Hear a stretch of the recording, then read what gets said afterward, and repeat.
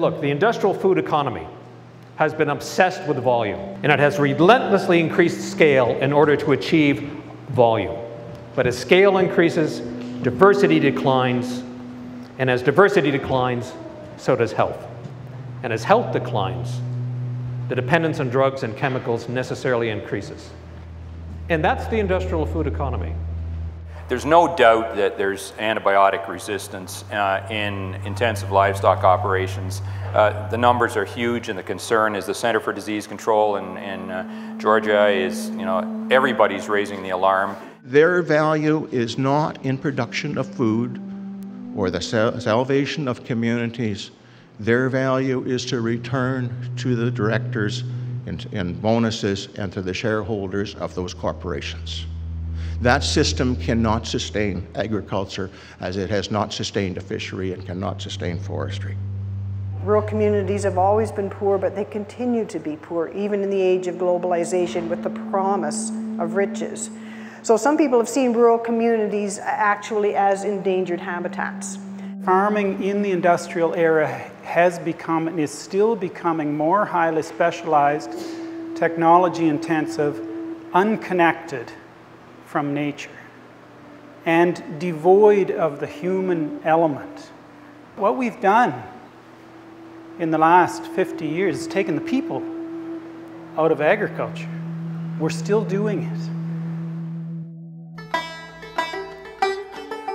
It's not all black and negative. There have been some studies of the impacts of organic farming on rural communities, and they are extremely positive. Through their local purchasing that they did, through the job creation that they were involved in, and also just by having really viable farms and how that contributed economically to their rural communities. The support of the organic sector at the local level, but also at the policy level, can offer substantial benefits to the future of rural communities.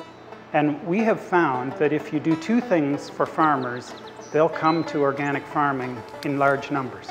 You need to provide them with a stable market with a guaranteed return price for their product, and you need to provide them with the tools to change, to make the conversion. Those two things, and you'll have all the organic food you ever wanted.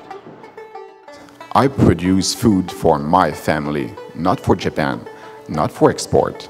I feed my family with food. And if I'm now considered as a hobby farmer, it's because our agriculture just forgot what agriculture is for. If our goal in organic farming is to emulate nature, then the closest approximation we're going to have is perennial forages in this place. The only economic way of converting perennial forages into money on a farm is to have some kind of animal on that farm that can eat the perennial forage and convert it into meat or milk or eggs or something. Why perennial forages? Why does that matter? Because perennial forages offer services, what we call system services, to the whole farm. And that's why traditional farming was always mixed farming. And that's why biodynamic farming insists on having livestock on the farm. Particularly with the issues around diffuse sources of pollution, we have to be building awareness and getting support for community involvement and taking the actions to protect and enhance. The number one reason for people to want to buy local product is not the food quality, it's not the environment, it's not health.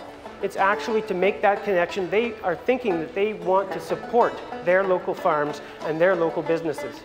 We need to really get the market infrastructure moving to handle larger volumes of local food, because it's really not realistic over the long term to think that people are going to be able to eat local just by going straight out to their farm. So there needs to be the other strategies to start working with other retailers, urban-based. And we need, as consumers, to understand that we need to reinvest if we're going to have farms to continue, if we're going to have strong rural communities. We can tackle, as consumers, the whole broken food system if we're willing to pay for it.